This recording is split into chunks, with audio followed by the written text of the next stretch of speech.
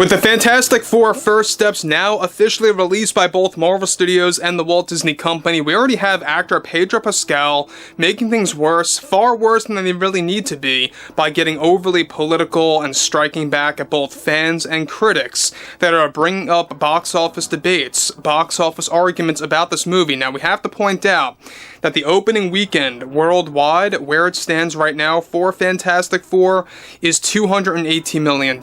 Now, look, on one end, you're going to have a lot of fans saying that this is a very weak or somewhat weak box office performance for the Fantastic Four.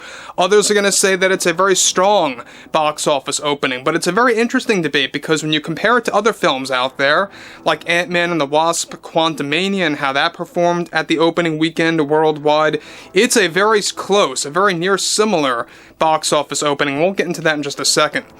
This is Mike Zero. Subscribe if you're new, and like this video to see future updates. You can also follow me at Mike01. I thank you also very much for the great and kind support. Now, as for Ant-Man and the Wasp, Quantumania, when you look back at that movie, with the opening, it was $225.3 million, alright? And now when you look at Fantastic Four, it stands at $218 million. If you look back at Captain America, Brave New World, it wasn't all that far off. You know, only off by a couple tens of millions of dollars. $119 million globally with the opening for that film, and we all know how that turned out to be. Well, Pedro Pascal is firing back. He's getting very tired of everything when it comes to critics. He's getting very angry over fans, talking about the box office, talking about specific characters in the film and how things were changed here and there. And look, there's a lot of fans that enjoy this movie. There's also a lot of fans that didn't want to even bother to go ahead and see this movie. That's the ultimate truth. However, with the Fantastic Four released and gained a box office of $218 million worldwide, one major development going on now involves actor Pedro Pascal going off at fans again and critics yet again and getting overly political in the middle of the release of the film. Pedro recently delivered the following. The weakest argument that I see coming from the fans are that this shouldn't be, that this should not be Sue Storm's movie, and to that all I have to really say is, so freaking what if it is? This is the problem with Marvel fans and even critics these days that are radicalized by Maga supporters and Trump himself, is that a film can never be led by a woman. These are the type of fans that just need to shut it already and educate themselves that this is indeed Sue's movie, whether you like it or not. It's not Reed-centric. We felt we didn't want to make him the leader of this one. We had to try something new, and we have a lot of female power in this one, and boy do I love it. I think that Shalla is what the Silver Surfer should have been all along right from the get-go, and then I hear such nonsense from fans that our film is underperforming.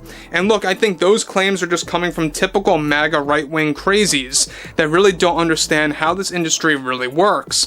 Understand that this is not your movie. This is a film's vision provided by Kevin Feige and the creatives, who really wanted to change up the source material a bit.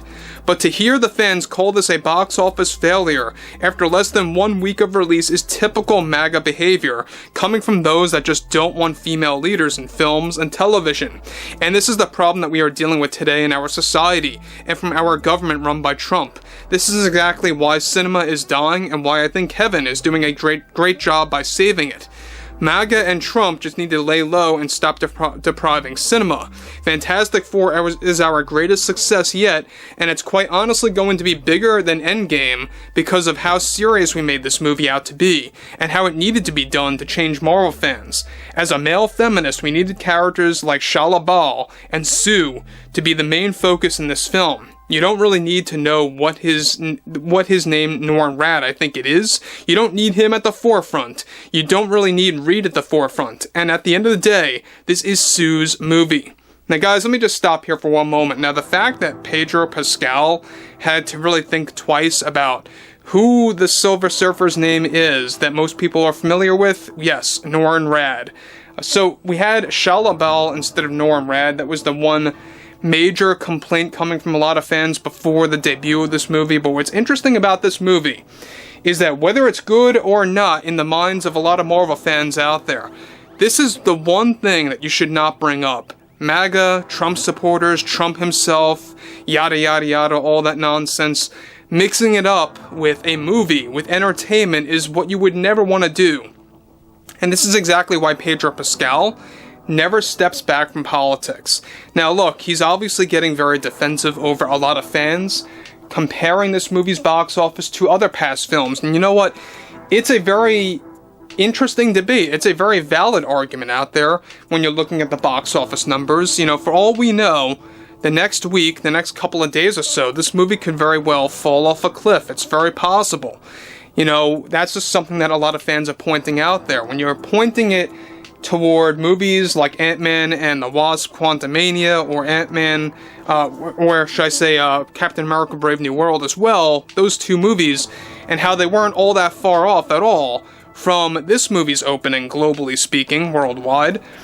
It's a very interesting debate, and Pedro Pascal seemingly just does not want to have any fans out there having a debate or having any kind of a conversation about box office metrics. But this is where it gets worse. He goes on to conclude, "This is Shalla's movie and Sue's movie, and you will most certainly see why it is their movie at the end of the film. I am just so repulsed by fans' behavior calling this a box office failure. They know nothing about finances, so maybe it's time to touch grass or something, I don't know, and get some sunlight. Fans just don't understand the industry. All you have to do is look at the numbers to know that this is a success, whether haters or MAGA like it or not. I am just so proud that we finally got a film to focus on female empowerment, and I want to congratulate Mr. Bob Iger and Kevin Feige for allowing me to be a part of this journey, and I will see you soon for Avengers Doomsday."